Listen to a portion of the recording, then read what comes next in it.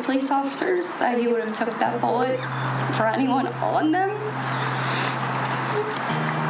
Because he truly loved all of them like brothers. He sacrificed his life to protect and serve. Jacob will have a long legacy with our police department. He won't be forgotten. He is a police officer that didn't deserve what had happened to him, and he just didn't deserve it. I'm really sorry that Officer Derbin lost his life protecting ours. It was literally the love of my life. For all of you guys who don't know, Jacob was very spiritual. We would pray every night. That smile that you see is genuine. That is sincere. That is who Jacob was 24/7. My heart absolutely breaks. He's 23 years old.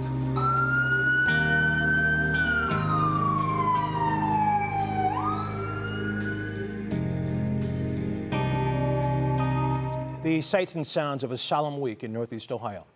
Good morning. I'm Russ Mitchell from the WKYC studios as we begin our special coverage of the procession and funeral for Euclid police officer Jacob Derbin, the 23-year-old who has been remembered as a good guy, someone who was living his dream of being a police officer and who was excited about getting married in July, was killed last weekend in the line of duty.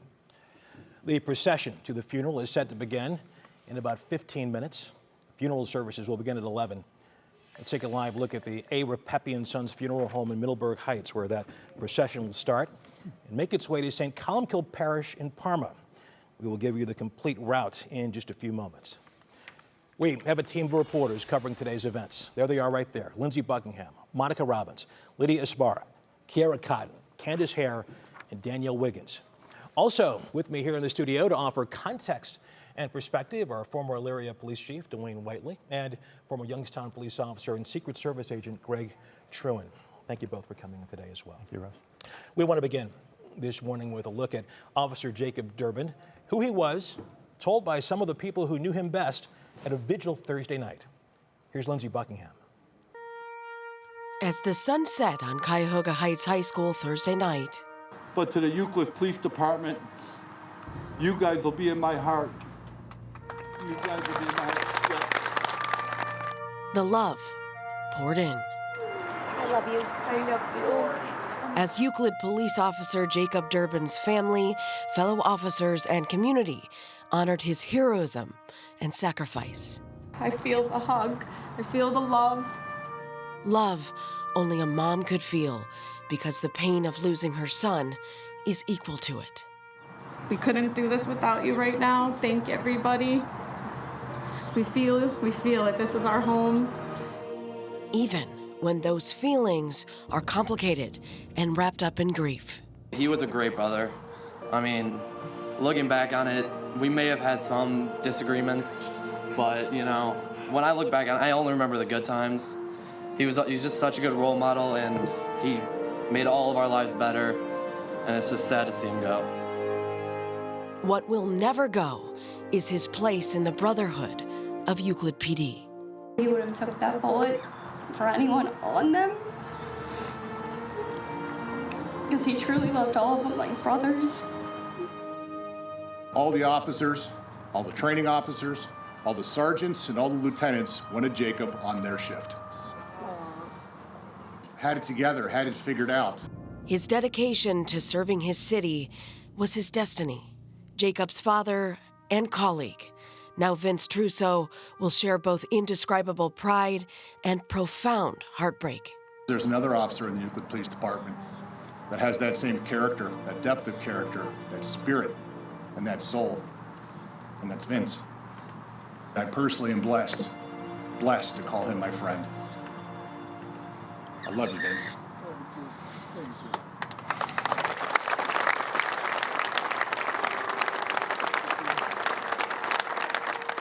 Then, one by one, they spread Jacob's light. If you all now will join me in a moment of silence for Jacob Derbin. His torch now carried by the community he served. Lindsay Buckingham, 3 News. That was just one of several remembrances this week. Danielle Wiggins is here with me here in the studio to tell us about the procession route and what you need to know if you'd like to pay your respects to Officer Derbin. Good morning, Danielle. Well, good morning to you, Russ. And the procession is expected to begin in just minutes at 10:15.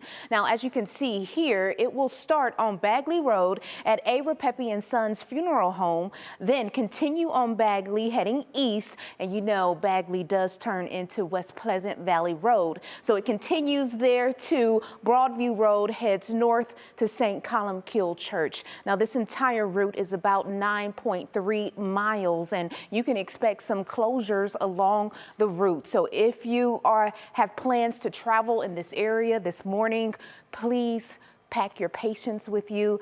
And Russ, people are encouraged to line this route to pay their respects to Officer Derbin as well as his family. All right, Danielle, thank you very much. Let's go to our team of reporters out in the field right now. We introduced you to them earlier. Let's begin with Kiara Cotton, who's at A. Ripepi Funeral Home, where that procession is set to begin in about 9 minutes now. Kiara, good morning to you.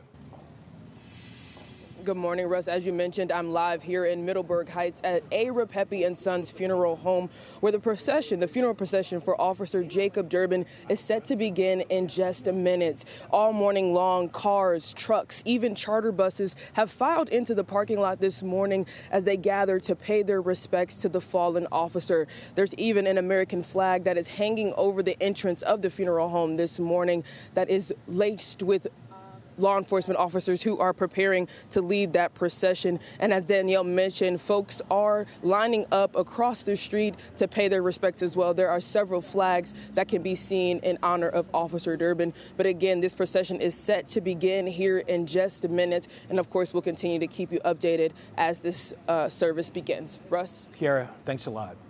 Let's go a few steps down the road to our Lydia Spar. She is along the procession route at Ridge Road and Pleasant Valley Road. Lydia, good morning.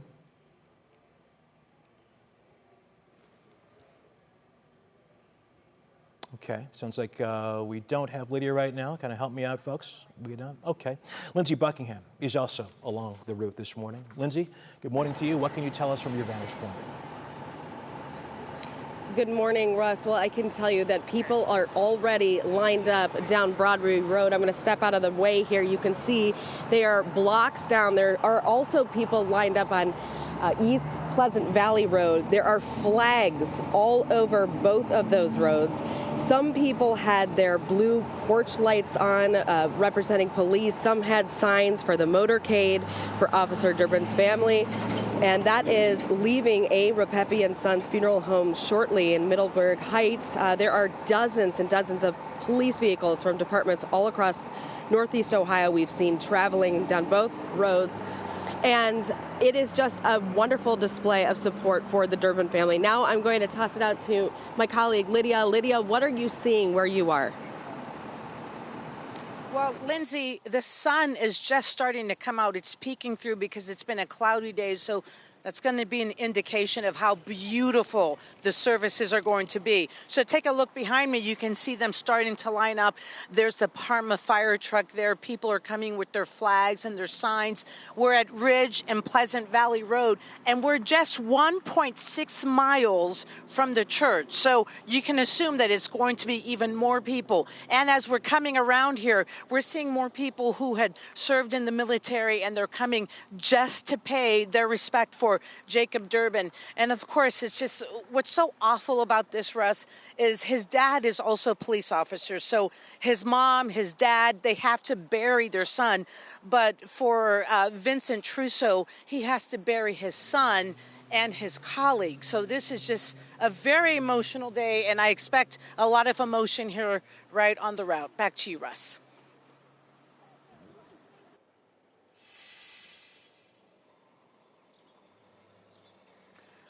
Thank you. I'm here on Broadview Road, down the road from the St. Columbkille Church. And as Lydia mentioned, we did learn today that Jacob Derbin's father is on the Euclid police force. And if you look behind me, you can see a row of police units making their way to support the Derbin family and, of course, the father of Jacob Derbin. One other thing we learned today is that there are more than 90 K-9 units here to support the family. Jacob Derbin's father was a member of the Euclid K-9 unit, is a member of the K-9 unit. So as these dozens of police officers are making their way into the funeral to support that family, we learned that they brought their K-9 units with them. There's been pouring in of them, dozens and dozens, Russ, and will continue to be here as the procession makes its way down to the church. Stephanie Haney, thank you. As we told you, the procession will end at St. Columbkille Parish in Parma. That's where friends and family will gather for that funeral service before heading to St. Mary's Cemetery in Cuyahoga Heights for his burial. Monica Robbins is outside the church this morning ahead of the service. Monica, good morning to you. Good morning, Russ. I can tell you for the last 90 minutes, it has been a steady stream of cars and police officers going into the church, most of whom are here on their own time. We've seen cars as far as Connecticut, all the way to Pittsburgh, and I can guarantee you every police department from northern Ohio is represented. As Stephanie mentioned, Officer Vincent Trousseau is a K-9 handler, and yes, she's right. There's probably close to 100 K-9s, and they are all going to be lining the route. You can see on either side all of these cars lining this road going down to the church are all K-9 officers, and there are now 4 rows of them, if you can see. Now you're looking at a drone picture of what's happening. The procession is going to go under the flag that you can see that the Bedford Heights and the Parma Fire Department ladder trucks are holding, and you can see all of the cars that are holding. And we're estimating going to the cemetery could potentially be a 3 to 5 mile procession, Russ. All right, Monica, we'll see you later this morning. Thank you. A few moments ago, I had the chance to speak with Grace Leon. Her late husband, Cleveland police officer Wayne Leon, was killed in line of duty back in 2000. Since then, she's become a social worker and now works as a crisis intervention specialist embedded in the Cleveland Police Homicide Unit. She takes care of homicide families and their victims. Grace, thank you so much for joining us today. I know you were inspired to help others after the death of your husband. How does that tragedy you experienced play a part in what you do today? Well, when my husband was shot and killed, it was a long time ago, and there was limited resources to help people that went through traumatic loss and went through like public grief, and kind of I felt like I wanted to help fill that gap and help others that suffered similar situations like my family did. And when you speak to people today, when you do your work, how does that experience play a part in the way you help them? Actually, my profession, I kind of think back to when I do my work, I think back to what it was like for me in the early stages of grief, and what was helpful for me to hear and what wasn't helpful for me to hear, while I was going through it. And I use that as guidance to help others. Grace, there are so many people out there who want to help the Derbin family. I'm not talking about financially. There's a GoFundMe page for that. We have that on our website, but emotionally as well. In your mind, how best can the community support this family in the days, months, and years ahead? Just being there to support them. The outpouring for the Derbin family will help them so much. And just making sure that Jacob is not forgotten. That's the number one thing, and that's what we as survivors are always fearful of, our loved ones' sacrifice being forgotten. If you could speak to the Derbin family today, what would you tell them? I would tell them that try, as hard as it is right now, to try to take in all of the honor that is happening today, and in the coming days for Jacob. Try to take it all in, because in the silence of the night, when you're by yourselves, that's going to help carry you, to see all the love and support and the community's arms wrapped around them. It's something they're going to feel forever. And I would also tell them that they're not alone in their grief, and there's other survivors that are here to help them, and we're not going away, and we're going to support that Durbin family forever. And Jacob will always be remembered and honored. Grace Leon, thank you so much for joining us this morning. We really do appreciate it. Thank you. Let's go to a live picture now outside A. Ripepi and Sons Funeral Home in Middleburg Heights. You were seeing officers lined up as the procession is set to begin. It is now at 10:15. It should start in just a few moments. We're going to stay on that shot. Also, here in the studio, I am joined by two law enforcement veterans. Dwayne Whiteley is the former chief of the Elyria Police Department. He's now Police Academy commander for Lorain County Community College. Greg Truen is a former Youngstown police officer and later served 22 years with the United States Secret Service. He's now a certified instructor for the State of Ohio Police Academy. Gentlemen, good morning to both of you. Good morning. Morning, Russ.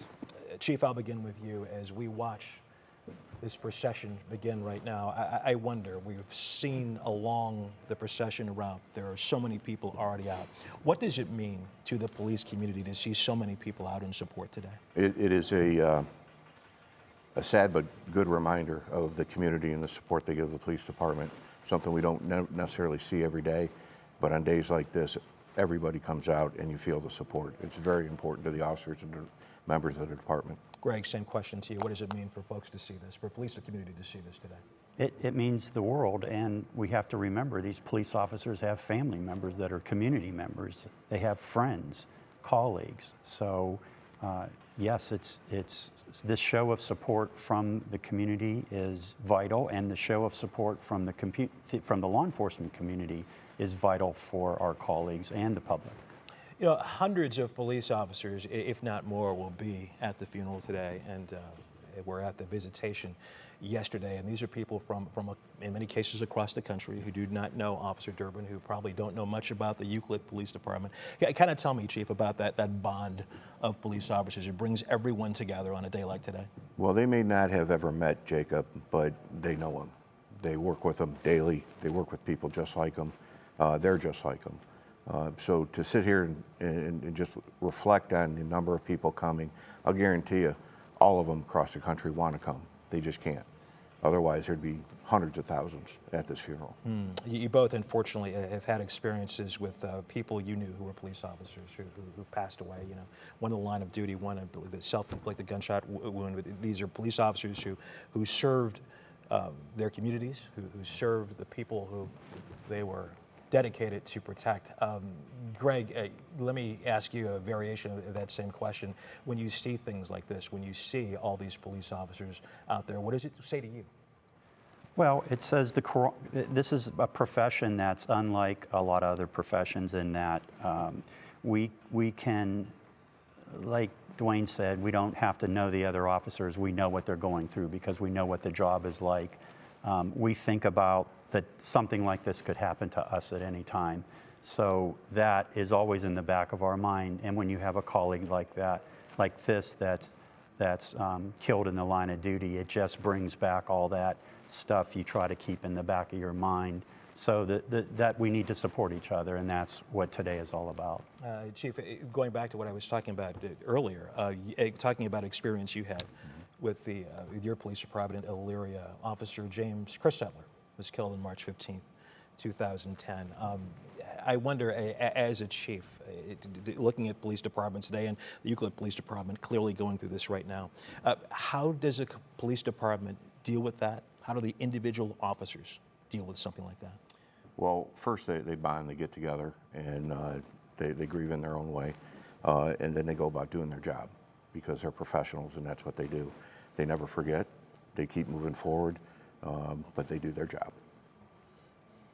Again, you're looking at a live picture at A. Ripepi and Sons Funeral Home in Middleburg Heights, where the procession to the funeral of Euclid Police Officer Jacob Derbin is about to begin. I'm going to stop talking for about 30 seconds and just kind of take in the silence of what's happening there.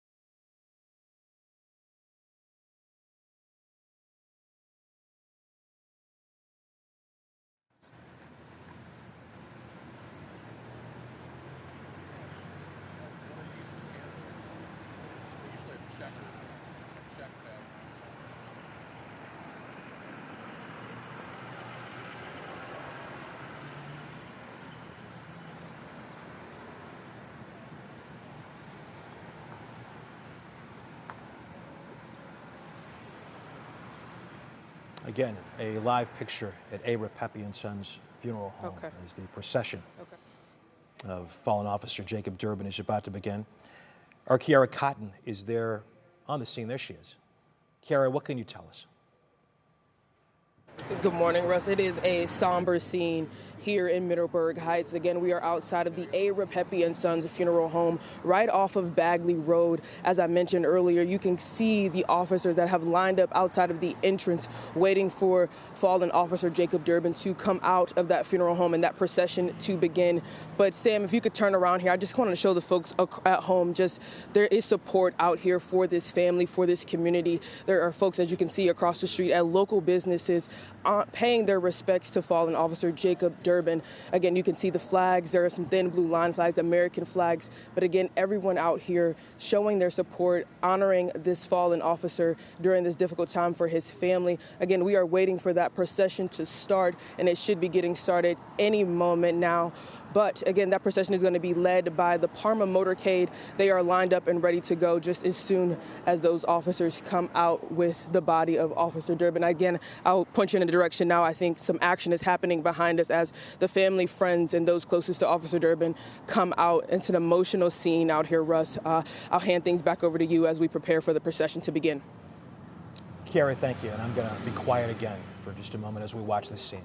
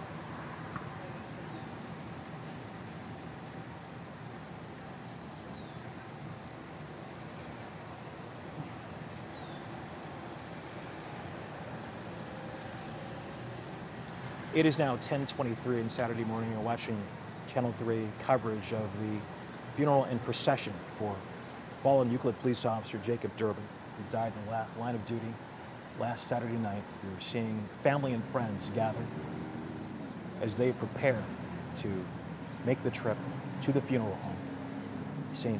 Columbkille Parish. That funeral is set to begin at 11 o'clock this morning. While we watch this, let me bring in our guests one more time. Greg Turin, you and I have talked in the last couple of days about the rituals of these kinds of things. I see you're wearing a band today. Yes. On your shield, and obviously many of the officers are wearing it as well. Tell me about that. It's called a mourning band, and I'm sure people have seen this before. If they ever wondered, it's a mourning band. It's a black Velcro that goes across the badge, and that's the way we honor our colleagues. And that'll be worn. Different departments and agencies have procedures. Usually, it could last as long as 30 days that the officers will continue to wear this on their badge. But that's a sign of our mourning and respect and honor for our fallen colleague. One thing that we also talked about, and I found this fascinating, again, Officer Derbin was killed last weekend. A fallen officer is never alone in that process from the time of his or her death to the time he or she is buried. Tell me about that. Yeah, so it's a ritual that's part of the police community, and I believe the military has the same thing, if I'm not mistaken. Yeah, that officer is never alone. So there's going to be honor guards that are posted from the time of death and accompany that body everywhere it goes, from the hospital to the funeral home to the church to the cemetery. So 24 hours a day, there'll be someone that we're spending the night with the officer's body, so the officer's never left alone. Chief Whiteley, can you comment on the symbolism of that and what it means to everyone involved? Well, I'll tell you one, you don't have any problem getting volunteers. You actually have to turn people down because you just have too many. Everybody wants to be a part of it. They want to show their support to the family. They want to honor the officer who passed. And there's not enough that we can do to do that. So it's a constant effort to do more. And that will not stop for a long time. Officer Derbin was also a veteran of the Army National Guard. He served one tour of duty in Kuwait, so I'm guessing he'll receive military honors today as well. Yeah, and the military honors are pretty similar to the police fallen officer protocols, rituals. So a flag over the casket, the 3-gun salute, the bugle playing taps. Am I missing anything, Dwayne? Oftentimes there's flyovers that join in.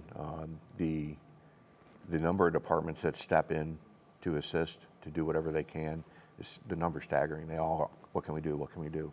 And they all want to be part of it, and all to number one, honor the officer, and number two, support the family. I know at some point, and you guys have to tell me when this happens, there's an end of watch call. Yes. I don't know if that happens at the funeral, after the funeral, but you both were telling me that is probably the most solemn part of what is already a very solemn occasion here. There are no dry eyes when that happens. None.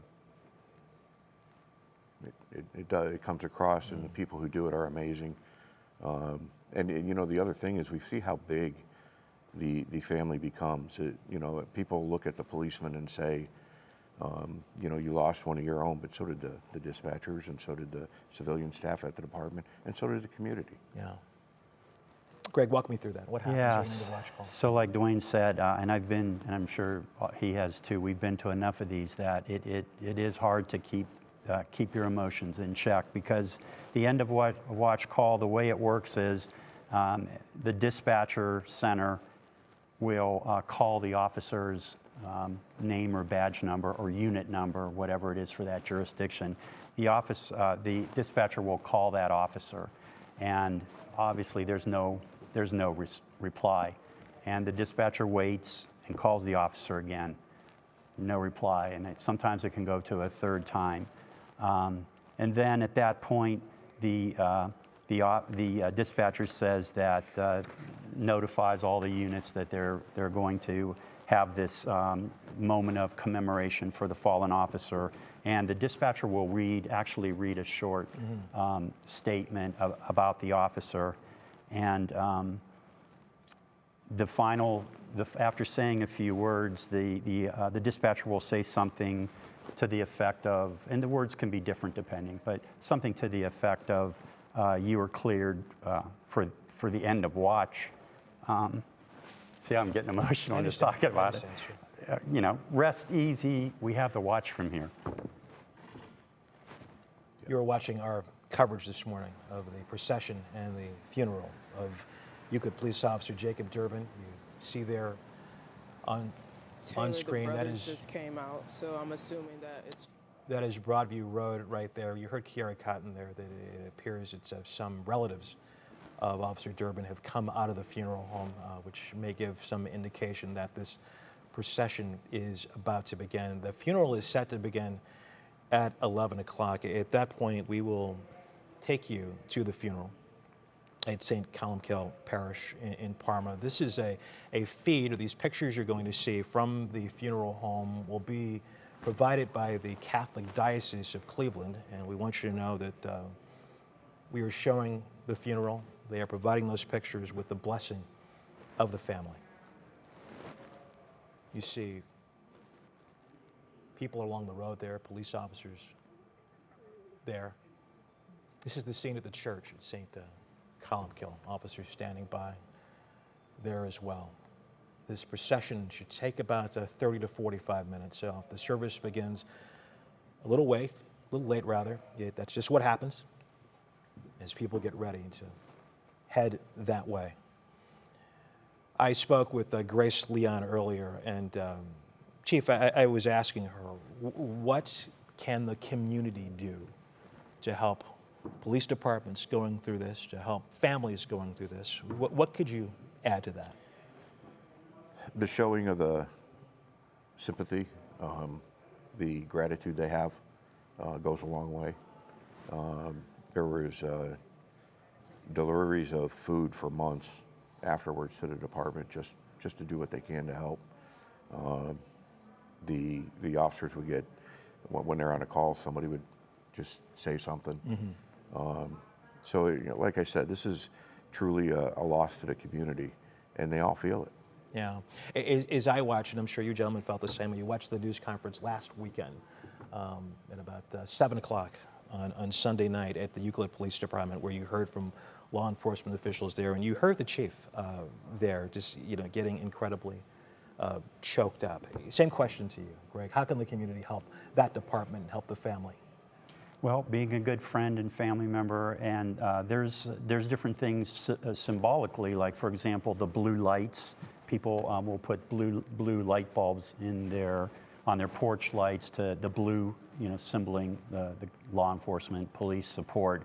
There's the American flag that's in the colors of blue and black too, that people will fly. So I've seen some of them on the parade route today. So little things like that, just something as simple as a blue light and a law enforcement flag that shows that you show your support for the officers that have a tough job to do. It's not an easy job. I understand we have a picture now of the inside of St. Columbkille Parish. There it is. Once again, these pictures provided by the Catholic Diocese of Cleveland. Let me tell you something about this parish. It has served the residents of Seven Hills and southern Parma since 1956. The old parish dates back to 1871. It was on Superior Avenue in Cleveland. Father Anthony Suso is the pastor of the church. He was very nice. I sent him an email last night, and it was asking him if he's presiding over the ceremony. He was nice enough to send me a note this morning. I'm going to read a quote from him. This again, Father Anthony Suso at St. Columbkille Parish, We join the entire community in mourning the loss of Officer Derbin. We are praying for him, his family, friends, and colleagues. May God bless them, and may our faith in Christ Jesus strengthen them. It is fitting that Officer Derbin gets a send-off of this magnitude. He truly demonstrated the greatest love that Jesus taught, laying down one's life for one's friends. End quote. Again, that from Father Anthony Suso of St. Columbkille Parish in Parma. He did tell me he is not going to preside over the ceremony today. The funeral will be presided by Father Doug Brown, who is the chaplain for the Cleveland Division of Police. And I was telling you guys this earlier, that makes sense, yes. Right? Something that Father Suso said no one wants to do today, but Father Doug Brown will preside over that. Also, we're going to just kind of tell you a little bit about a traditional Catholic Mass funeral. It's basically, from what I understand, in 4 parts. There are different elements that will come in at various times, but there are the opening rites, the liturgy of the Word, the liturgy of the Eucharist, and closing rites. And again, there'll be different elements that will take place throughout the course of the funeral. A communion is almost always in place at a Catholic funeral, but we're told does not always have to be the case. We will see today how that works on this Saturday morning. On the, I guess that would be the left hand of your screen, you're seeing a drone picture of the church, St. Columbkille. On the right, you are seeing a picture at A. Ripepi and Sons Funeral Home in Parma as the procession is about to begin. I'm going to be quiet again. A lot of silence this morning. Take this all in. Picture's worth more than 1,000 words today. Let's listen. This Nats only, that's fine. Nats only, that's what we want. Thank you.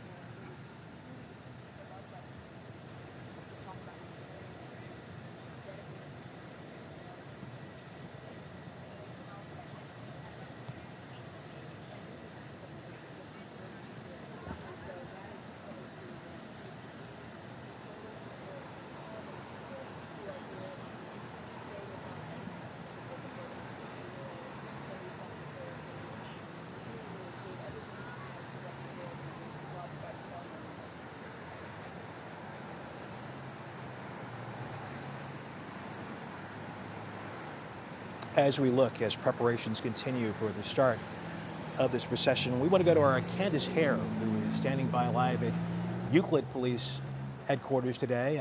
Candace, I understand there's some unusual, some very moving things that are taking place in Euclid today as well. Tell me about that.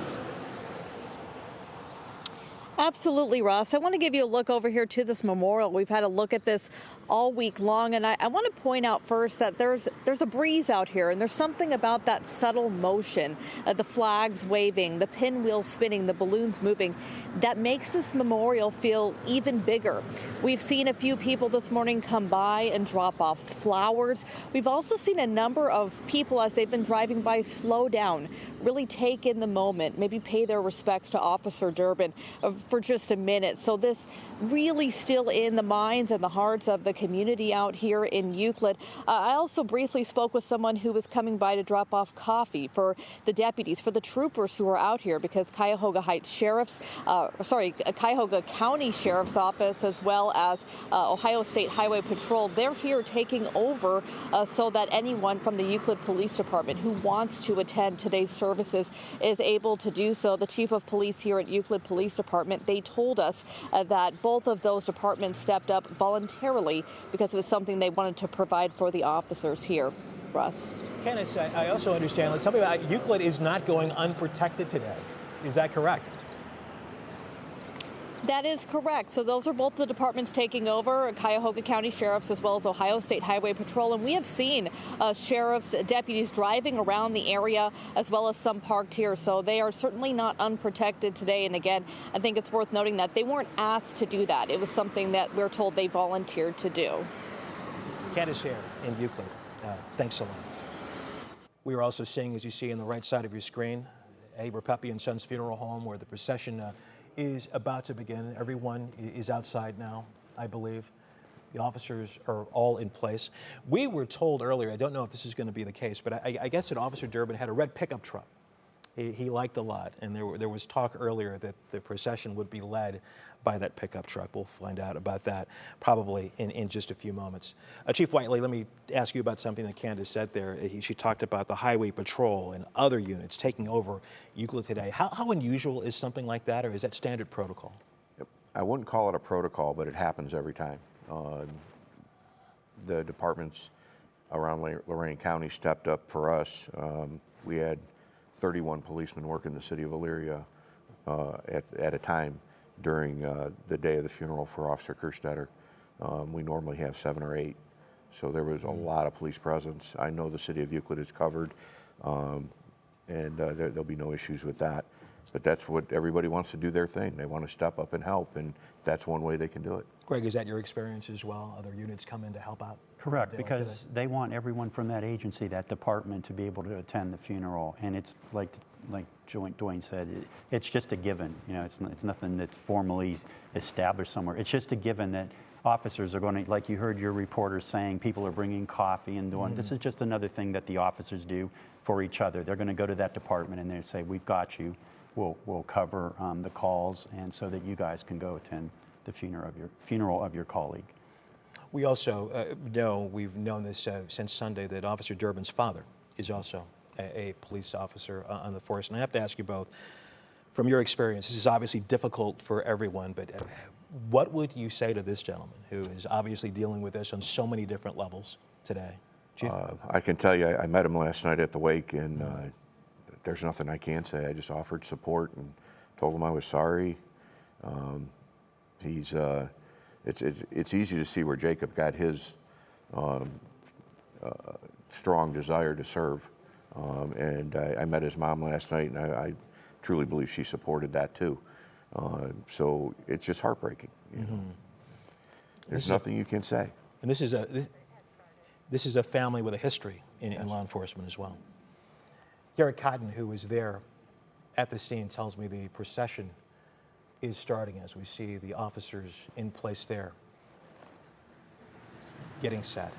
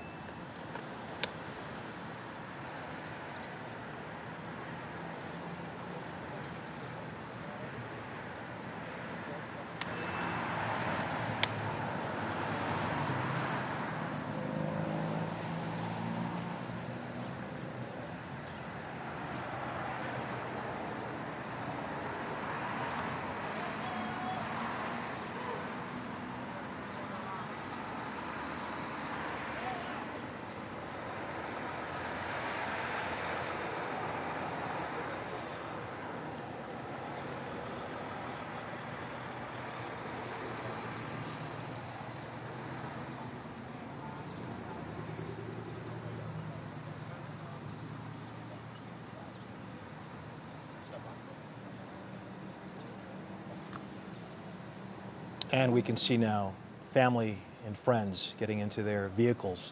I mean, friends of Officer Jacob Derbin getting into their vehicles to head to the church, St. Columbkille Parish in Parma, where the funeral will take place. 10:42 on this Saturday morning. Russ Mitchell at the WKYC studios, along with our crews out in the field. We've got two people here with me with context and perspective who are giving us a lot of great insight today. Dwayne Whiteley is the former chief of Leary Police Department, and Greg Truin is a former Secret Service officer. Greg, you were going to say something earlier before we cut away to hear that. Yeah, when we were talking about what it's like for the father and his son to be, in the same profession at the same department, the viewers probably know people that it's not uncommon. We have quite a few officers that are 3 generations, grandfather, father, son, and so that is very common. And as Dwayne said, yeah, that makes it that adds the burden of the grief for sure. But I just wanted to point out that there's a lot of those multi-generational families that their relatives were police officers and they decided to continue on in the same profession.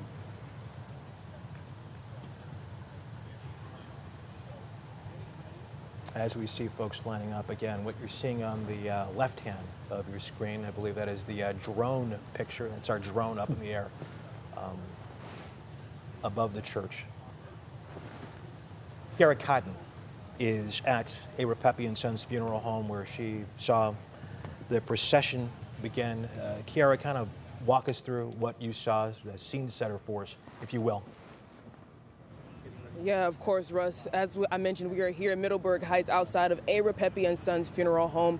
Staging is currently taking place. As you can see behind me, folks are preparing to get in their cars and be led through that procession to the church, St. Columbkille in Parma. They're being led by the Parma motorcade. But just moments ago, as the staging was set to begin, we heard bagpipes and then the officers stood at salute. That just happened again, as I mentioned, moments ago. But right now we are waiting for that staging to be complete so that this procession can be led by the Parma motorcade. As I mentioned earlier, there's an American flag hanging above the entrance of the funeral home that everyone will drive under as they exit this morning. But again, folks are lined up. Again, Sam is showing you now, my photographer is showing you that American flag that is hanging over the roadway. We're right here off of East Bagley Road. And again, that procession is set to take place any minute now. The Parma motorcade have mounted their motorcycles and are preparing to take off. So we'll continue to keep you updated, Russ, on what's happening. But as I mentioned just moments ago, the bagpipes sounded and we saw those officers stand at salute as they prepared to welcome the body. Russ? All right, Kiara, thanks a lot. Chief Whiteley, kind of walk me through this. This procession is going to take place now. This is something that obviously will take place at a very respectful pace. Tell me what you can about it. Well, I can tell you, first off, it's going to be very long, and well-deserved. People are going to be stopped in traffic, but they won't mind. They'll slowly go to the church. The church will be filled up, and then you will see hundreds of people outside the church standing just because they want to be there, just to pay their tribute. Greg, I want to go back to something you talked about earlier, the multi-generational families involved in police work. And it goes without saying, this is something that is every mom, dad, brother, sister, wife, husband's nightmare. I was reading that Officer Derbin would talk to his mom pretty much every day. And one of the last things she would say to him is, be safe out there, son. And he would always say, I will, Mom, I will. This is not something that anyone ever prepares for. No, and you do your best to train, to be prepared, but there are circumstances like what happened here. There's nothing that could prepare and prevent what happened to him in that situation. There are going to be calls that you go to that are just no-win situations, and that frequently is how officers get killed in the line of duty. It's not a mistake that they made, it's just the circumstances were what they were. In looking back at what happened last Saturday, I understand that Officer Derbin, before he passed away, even warned other officers about what was going on. inside, not something unusual from either one of your experiences, I'm guessing. No. They want to help in many ways. They want to protect their partners. Just give them whatever heads up they can give them. And who knows, if somebody else ran out right away, and it might have happened to 2 officers. So we don't know what effect that had. Yeah, and I credit that to training. Yes. That's the importance of training. You will react the way you were trained. And so what he was doing what he was trained. Even though he was injured, he knew that he had to alert the other officers of what information he knew that could help them, and that's training, and he was doing his job up to the minute he took his last breath.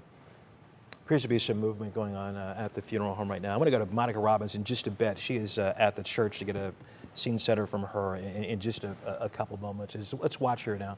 Right now, you're seeing pictures of people along the route, but let's watch as this procession officially gets underway at A. Ripepi and Sons Funeral Home.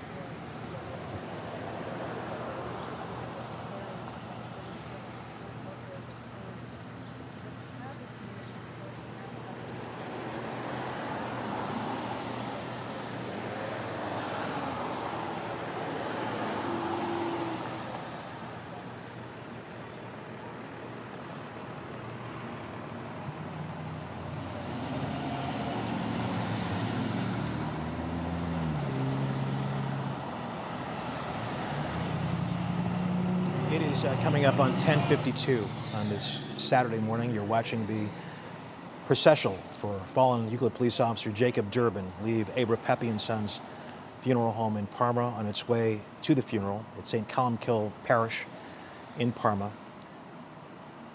Got underway just a few minutes ago. I don't know if you caught it there. I don't know if we can go back to that sign on the McDonald's restaurant there where people are standing outside. There we go. Thank you very much for doing that. Who is that, Taylor? Who's on our camera today?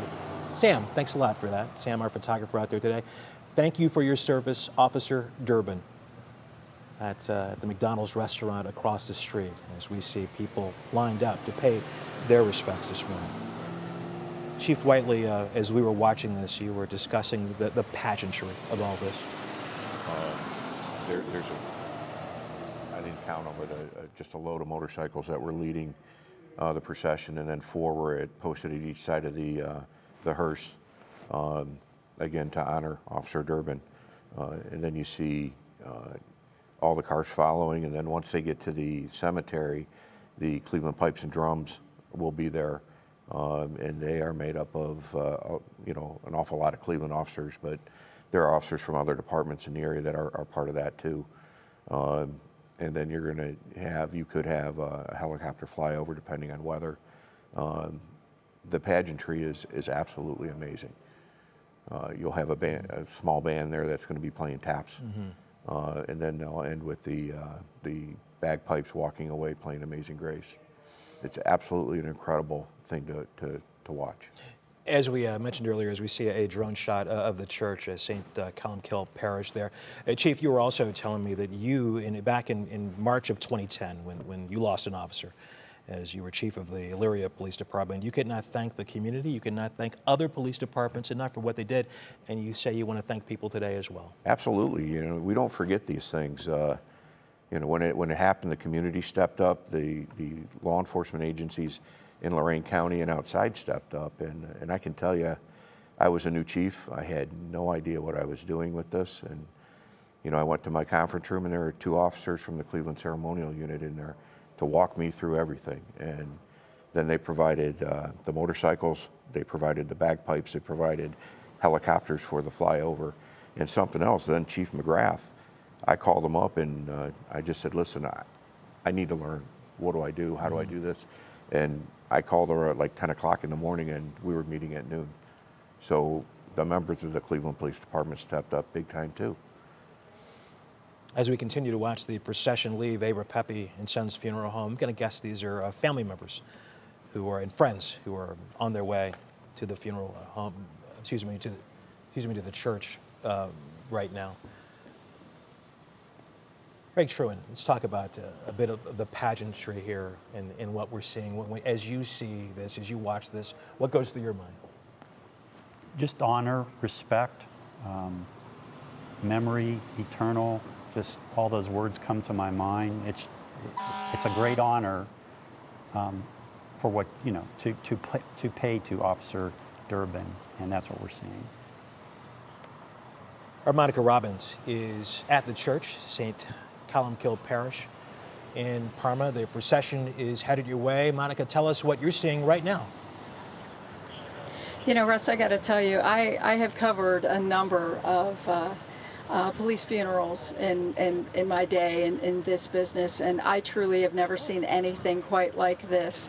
The closest perhaps maybe when Wayne Leon passed away in 2000 may have come close, but I'm not sure if it was because this was Police Memorial Week, because Officer Derbin was just so young at 23, but we're seeing officers here, like I said, from Canada. You guys mentioned the pipes and drums. Of course, tonight is the tattoo, the traditional tattoo, and there are dozens of pipes and drum.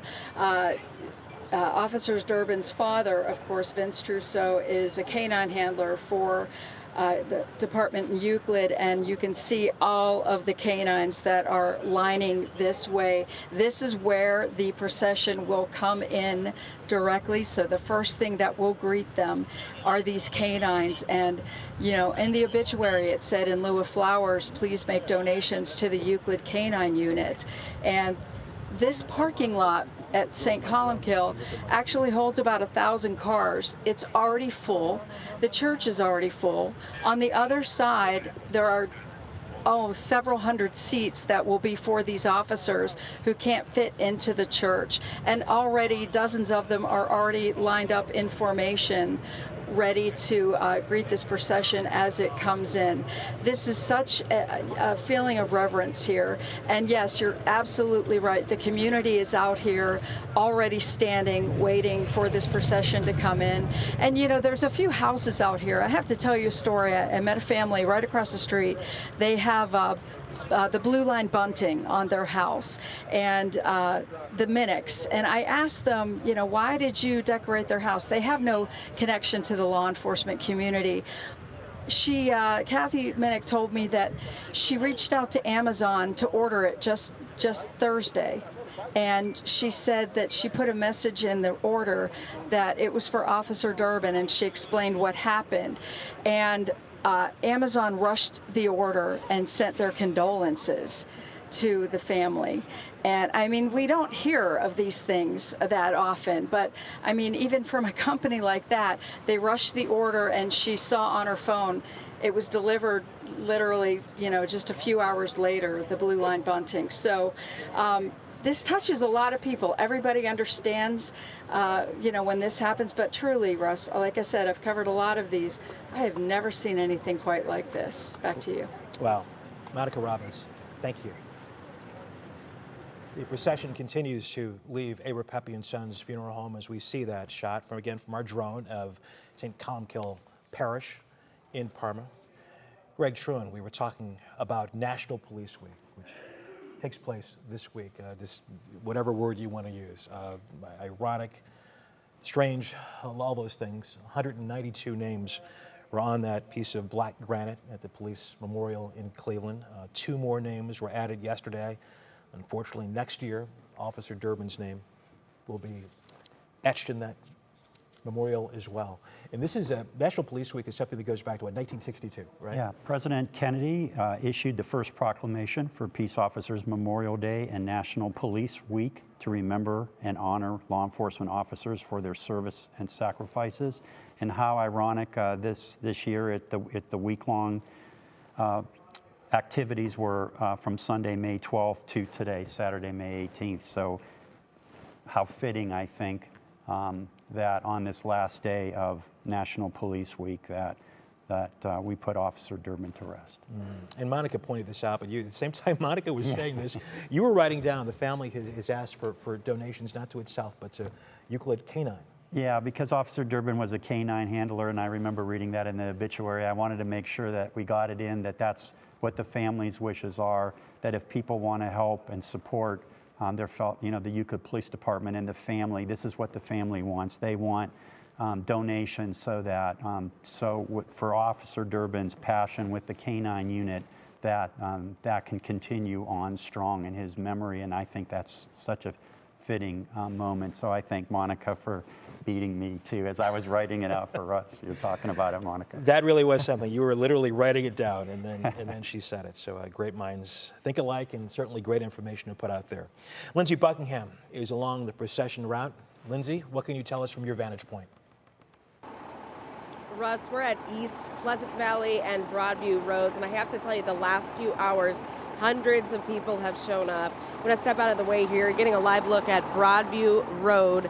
There are hundreds of people lining all the way down the road until they got to St. Columbkille Parish, where Officer Derbin's funeral will be held. We're, again, waiting for that procession to come by, but what is so neat to look at right now is the stunning show of support for Officer Derbin and the Euclid Police Department. There are people from all walks of life here holding flags, holding signs. There are children here, there are pets. I even spoke with one woman a few moments ago whose son is a Broadview Heights police officer. Of course, this is a very raw moment for her. She told me it hits so close to home, but she wanted to come here to show her support for Euclid Police and Officer Derbin and his family. Again, right now you're looking at Broadview Road. Hundreds of people lined the streets with flags, with signs of support.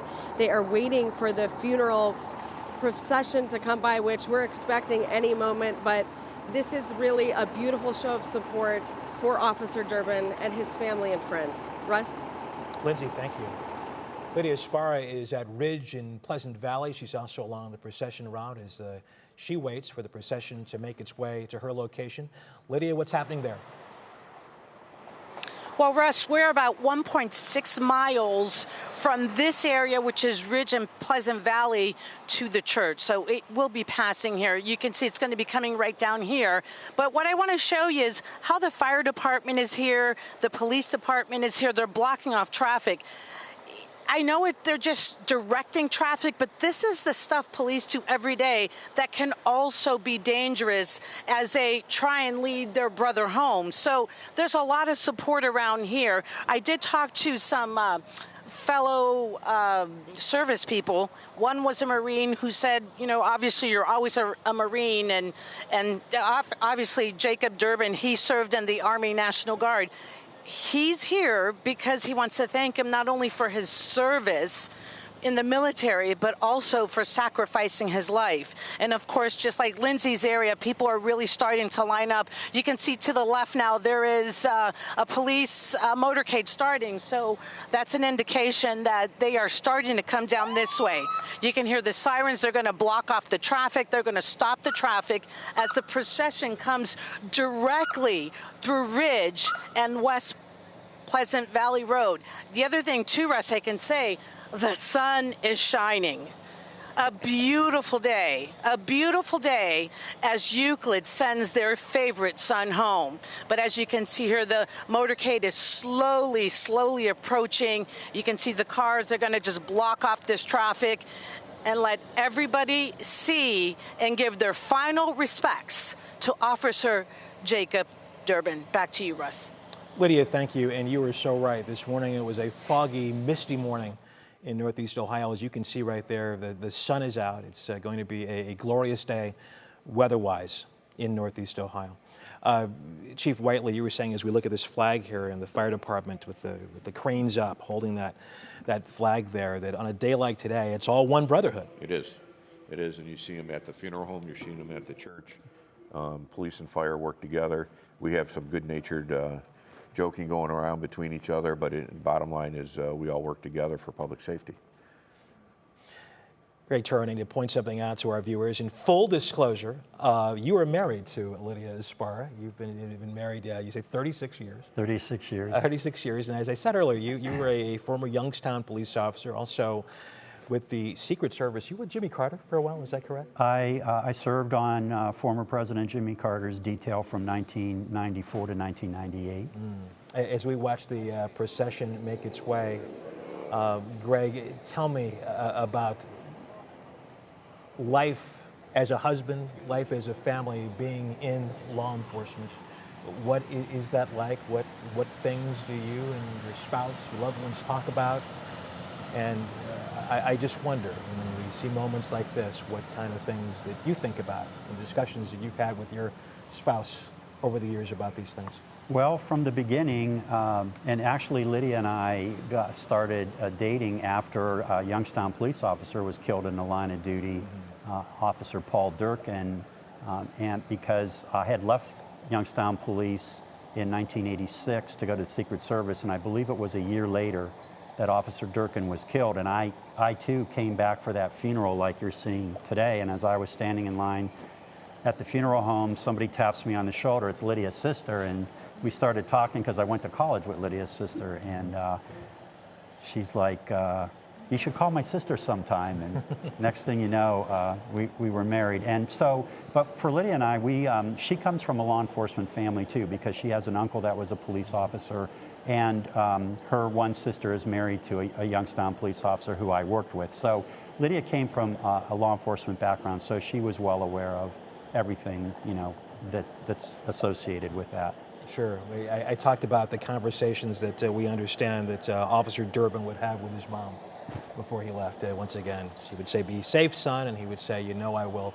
Can you just give in some insight in some of the conversations, if I'm not getting too nosy here, well, you've had in those moments with Lydia? It's along the same line, because when you go to work, you never know if you're coming home. I mean, no, you don't want to say it out loud, but they all, you know, these moments like this remind you how important those parting words are for your loved ones, because you don't know that those could be your last words. as we watch the procession continue. It is 11:07 on this Saturday morning. You are watching Channel 3's coverage of the procession and funeral of Euclid police officer Jacob Derbin, who died in the line of duty last Saturday night as he was investigating a domestic disturbance. The cars continue with looking to see what we're seeing here. There's the fire department, as you were saying, Chief. The Brotherhood is very much together today. This procession is headed to St. Columbkille Parish in Parma, where the funeral service is set to begin. It was scheduled to begin at 11 o'clock. We knew it was probably going to be a few minutes late, but there are so many people lined up on the streets there who want to pay their respects. And again, when that funeral service does start, we will bring it to you uninterrupted with the video provided by the Catholic Diocese of Cleveland. Greg, you wanted to say something else there, I'm sorry. Yeah, in all that conversation, you brought memories back to me that before I was married and was living at home, when I was a Youngstown police officer, my dad would have the scanner on. And when I, as a new officer, I'm working midnight shift. My dad would stay up all night long listening to that radio scanner. And when I would come home, he would start asking me questions about this call and that call. So it just brought back memories that my dad would not go to sleep when I was on midnight shift. He listened all night long. And Chief, you were with the Elyria Police Department, what, 30 years? Is that correct? Just under 32. Under 32 years. Can you, again, if I'm not being too nosy, kind of take me into those conversations that you had with your family as a young officer and someone who was out there serving your community? My family was not a law enforcement background family. I was the first one, and as far as I know, the only one that was a policeman. So it was different for them. They learned as it went. My parents, my dad was just be safe. My mom was a little more concerned. Thank God she didn't have a scanner, because she would have probably jumped out of her skin every time it went off. And then, it's you get married, you have kids, and there's more meaning, and you got to be more mindful, because now you're thinking about them too. But the confidence you have when you're working the road, you just don't think that's going to happen to you, that you'll be able to, take care of yourself, and with your coworkers, everything will be okay. The unfortunate part of that is, we all know that's not true. There are situations that happen, and it's outside your control. And then, we see what the result of that is. But it is a difficult thing for families, just day to day, to know that it's possible that he or she won't come home. In my years of being a reporter, I've been told by several officers over the years that the worst calls, the most dangerous calls, were domestic calls. Is that true? And tell me why that's the case, Chief. Absolutely, it's true, and I think there's a couple reasons for it. Number one, the people involved are already heated. They're already angry. Sometimes they're like, well, I know I'm going to jail. I'm not going to jail. I'll take care of this. You're not coming into my house. So when they start with the anger to begin with, it doesn't take much for them to go even further. Greg, what's your perspective on that? Yeah, I think back to my training in 1979, 1980 in the police academy, and that was one of the things. Domestic calls are one of the most dangerous calls there are. It's been that way historically, and it's still that way today. And part of the dynamic too, in addition to what Dwayne was talking about, part of the dynamic is, you can never make everybody happy, and especially at a domestic. You go there and somebody's going to be mad at you. And Chief, you'll know this story of how many times we've gone to domestics, and let's just say it's the female that called, and you go to arrest the male, and then all of a sudden you're fighting with the female too, because she doesn't want him arrested. So yeah, they are historically the most dangerous, and unfortunately still today are. We're looking at the procession. Taylor and Carrie, help me out. Where is this right now? What's the location? West Pleasant Valley Road. The procession making its way to the church right now. Once again, just kind of take in the moment for a second.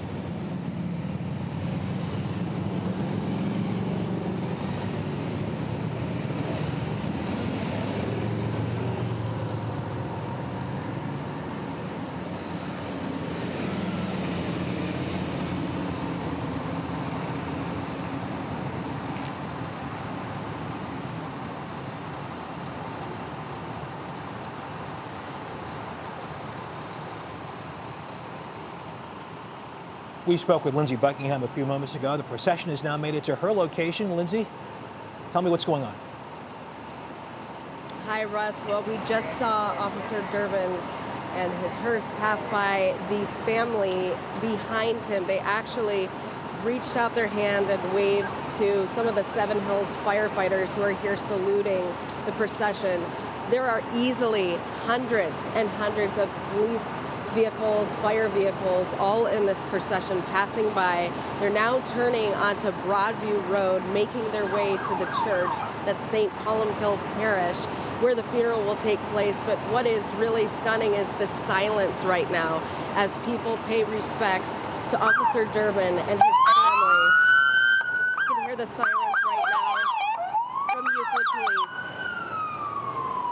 Again, hundreds and hundreds of cars right now turning onto Broadview Road. There are hundreds of people lined up on Broadview Road all the way to St. Columbkille Parish. That is where the funeral will be taking place. The silence I was talking about is really just so stunning because they are paying respect to Officer Derbin and the Euclid Police Department, all of law enforcement really. There are people from all walks of life here. They're holding flags, they're holding signs, they're saluting, they have their hands across their chest. There are some people here whose sons or daughters are police officers, and even though this is a raw moment for them, they wanted to come here and show the respect. I actually talked to one mom a few moments ago who said that as painful as this is and bringing up, of course, raw feelings, she just knows that this is what her son would want, and actually he is in the procession as a Broadview Heights police officer. Now you're seeing more vehicles pass by. Again, not just police, you've got fire vehicles. The procession is, I'm looking down, it's all the way down West Pleasant Valley, but again, they're turning onto Broadview Road. Again, we are at West Pleasant Valley Road and Broadview, where the procession is just turning now and headed to St. Columbkille Parish for Officer Derbin's funeral. Russ? All right, Lindsay, thank you. Our Stephanie Haney is at the next location where we'll see the procession. Look at this picture right here. This is from our drone. This says it all. Procession looks like it's miles long, headed to the parish. As we watch this, Stephanie, tell us the vantage point from your location. Hi, Russ. Yes, we're here on Broadview Road near Mapleview Drive in a space that's been cleared off for quite some time now. It's been blocked early by officers, and we're just seeing the beginning of the procession make its way now just a few blocks away from St. Columbkille Parish, where the services will begin to honor the life of Officer Jacob Derbin. There are so many people that have made their way out here today. You can see behind the procession as it's making its way down the road, dozens and dozens of police cars. These are cars that there wasn't even space for in the church parking lot. There wasn't space in the overflow parking. So they reserved that space for the K-9 units that will be there. And as we see now, the hearse carrying the body of Officer Jacob Derbin making its way past us, making its way into the space where the proceeding will begin to honor his life. Russ, we'll send it back to you now. Stephanie, thank you. Going to continue watching this for just a moment. On the left side of your screen, you see the ground level shot is the procession. On the right side, you see the shot from the air as the procession makes its way to the parish. And once again, that's where Monica Robbins is standing by live with us right now. Monica, the procession is not far from you at all at this point.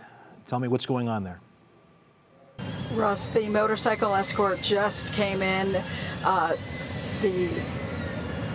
The hearse is just coming in right now. You can see it just coming in. Every officer is standing at attention. Every officer is saluting the flag-draped casket that is going into the church parking lot.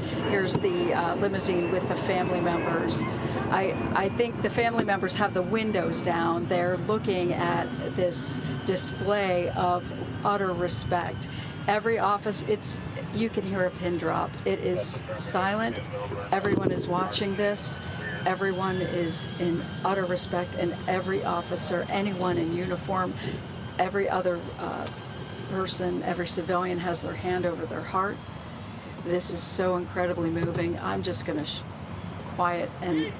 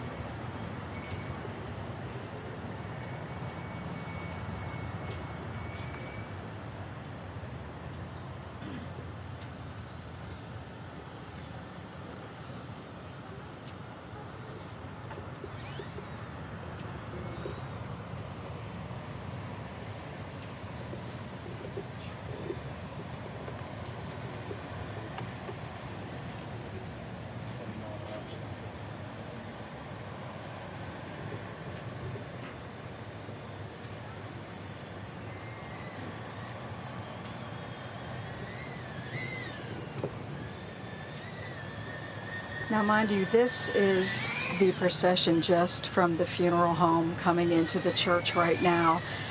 This does not include the literal 1,000 cars that are in the funeral home parking lot and the overflow of cars that are on Broadview that they turned into a parking lot. And there's another parking lot down the street at another church where they've been parking additional police officers. So after the funeral, when it's time to go to the cemetery, some of these officers are estimating that this procession could be 3 to 5 miles long to the cemetery alone.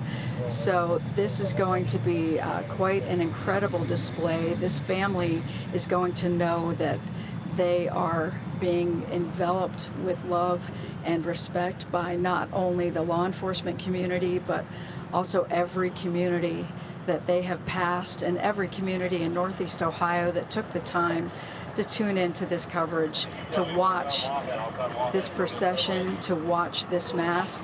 And I've known Father Doug Brown for several years. He is the chaplain for the police department for Cleveland. He is an amazing individual. He could not be the more perfect person to lead this service today. He always has the right words. He actually gave the invocation and the blessing yesterday at Police Memorial ceremony, and always finds the right words of comfort, always finds the right words in difficult times. And I have no doubt he will find the right words today for the Derbin family and for the friends, and also for the law enforcement community, which is also their family.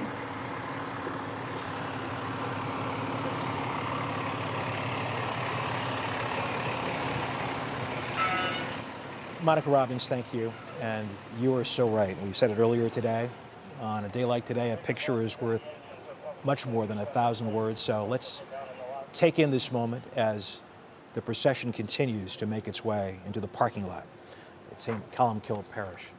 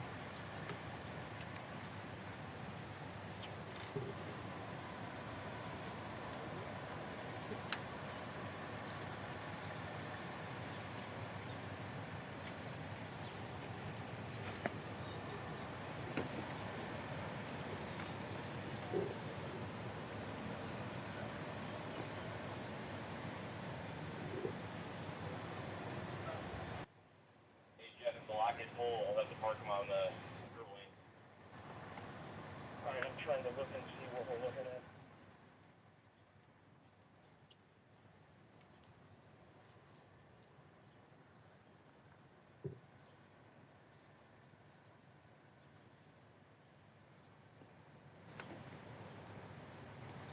Additional vehicles were from the folks that had to shut the roadway down, but they fell in afterwards and were It is 11:24 on this Saturday morning. In case you're just joining us, you're watching Channel 3's coverage of the procession and funeral of Euclid police officer Jacob Derbin. You're looking at a drone picture right now of St.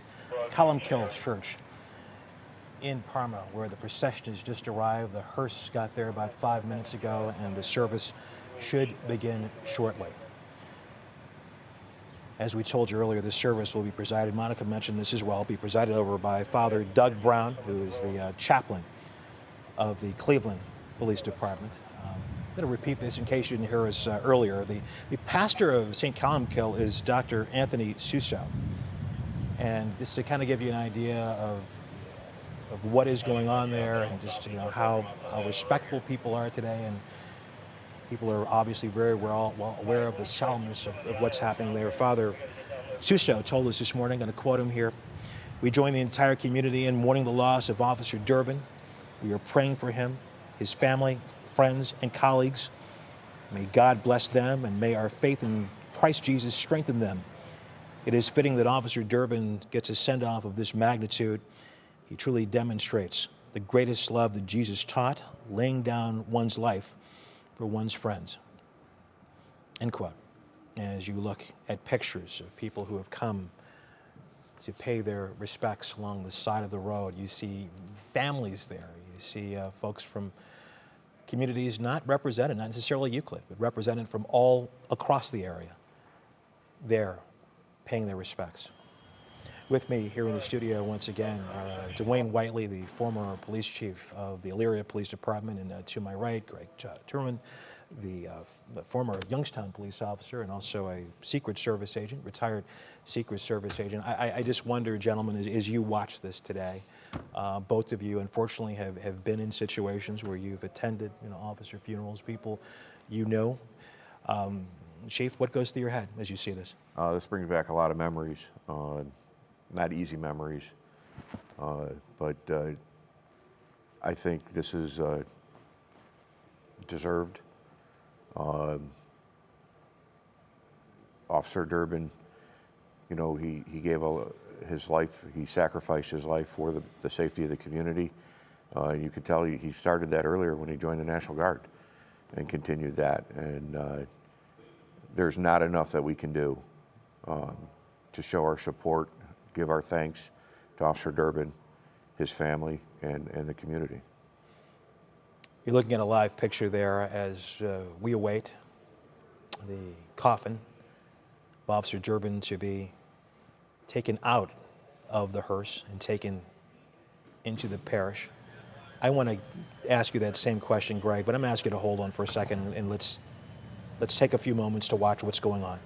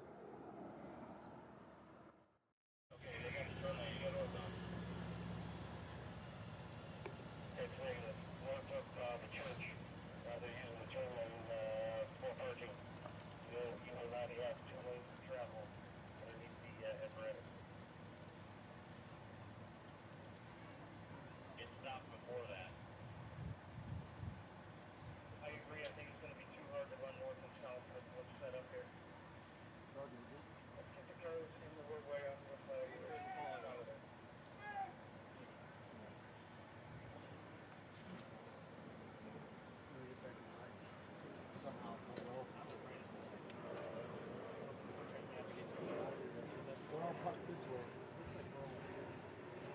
When you're lost, you can get in front. I can't. You know, we're all leapfrogging anyway.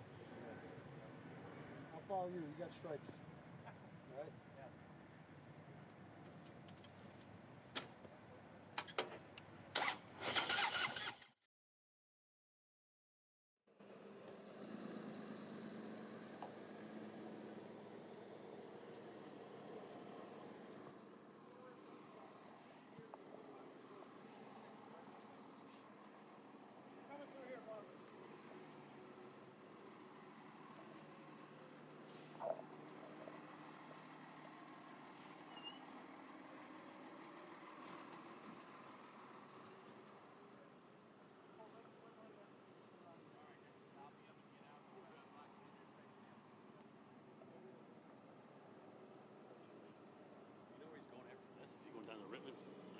To the cemetery. To Rittman? Yeah. It's the Rittman Cemetery, right? Oh, I don't know. I have to look at the thing. I think so. Yeah.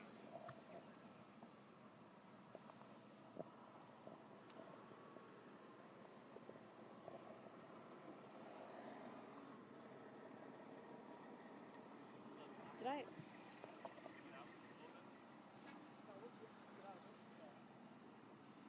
I don't hear anything at the moment.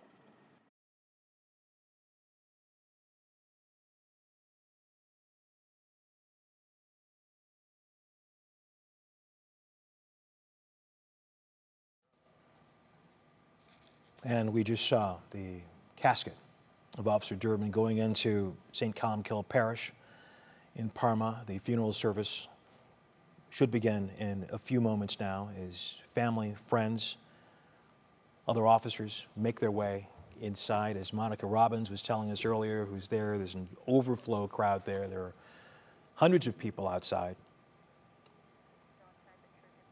who will listen to the service via speakers, I believe, that are being provided by the church.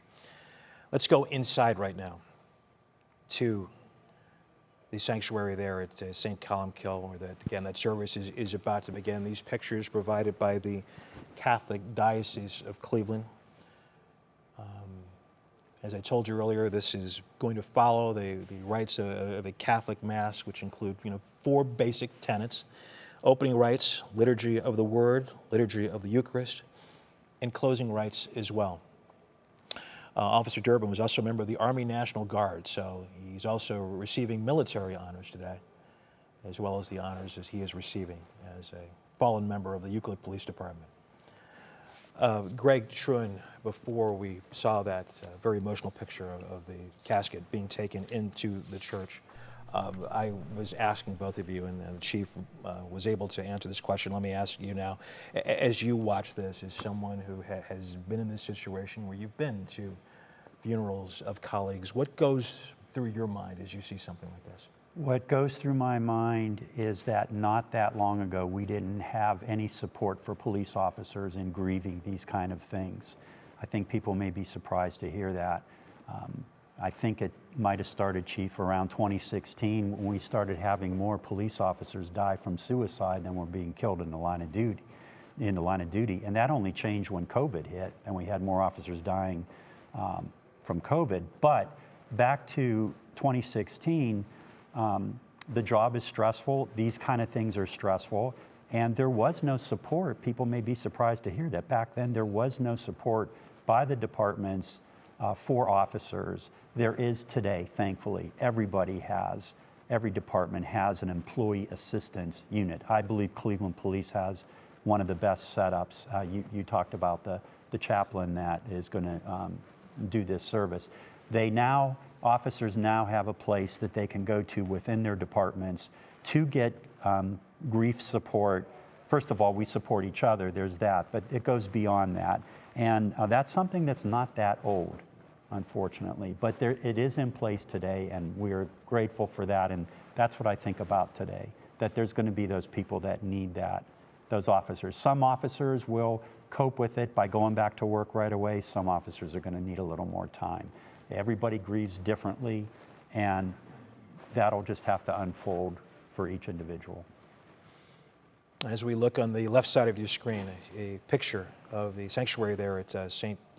Columbkille Parish. On the right, a wide picture of the outside of the church as we await this service to begin.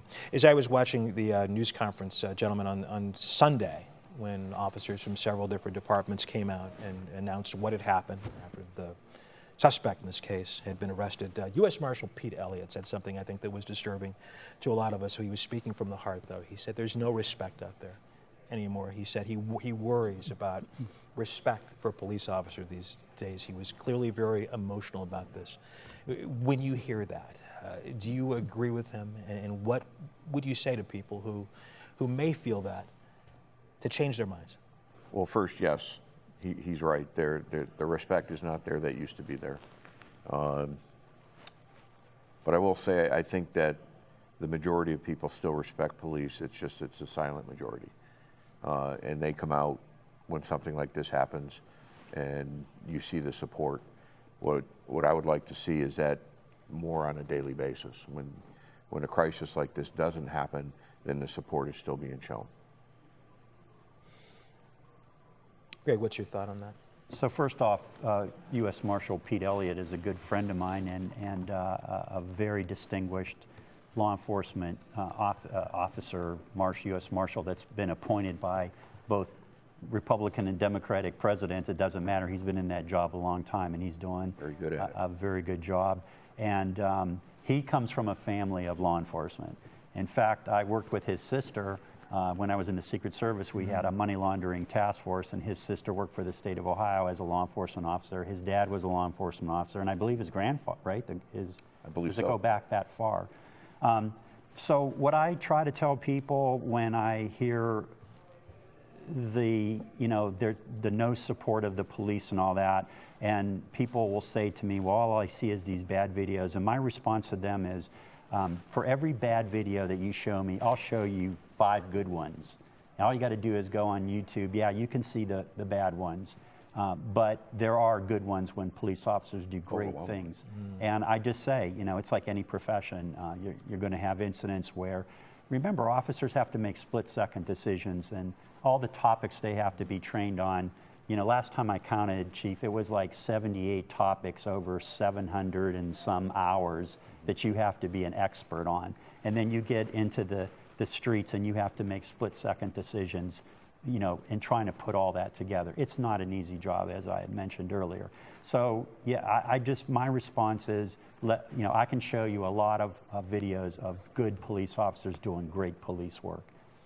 I misspoke a few moments ago. The suspect in this case, whose name does not deserve to be mentioned today, was not arrested. He killed himself. As we continue to look at the left side of the church there, inside St. Columbkille Parish in Parma, where the funeral services of Officer Jacob Derbin are set to begin. Let's be silent for a moment and see what's going on.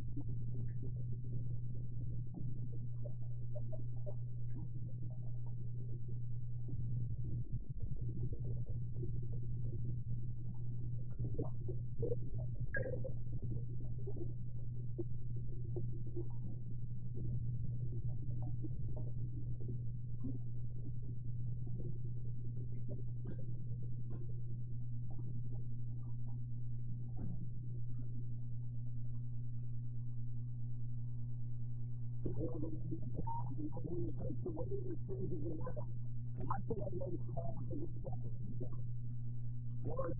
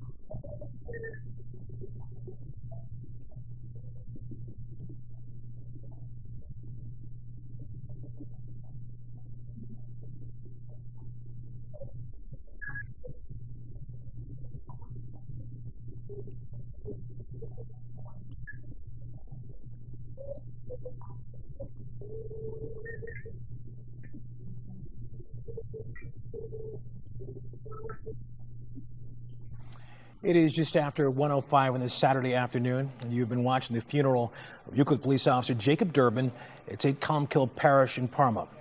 Officer Derbin will now be taken to his final resting place, St. Mary's Cemetery in Cuyahoga Heights. Our coverage will end here. We do not have a 6 o'clock broadcast tonight because of the Preakness, but you can see complete coverage of this day on our website and tonight on 3 News at 11. I'm Russ Mitchell from the WKYC studios. For all of us here, good afternoon.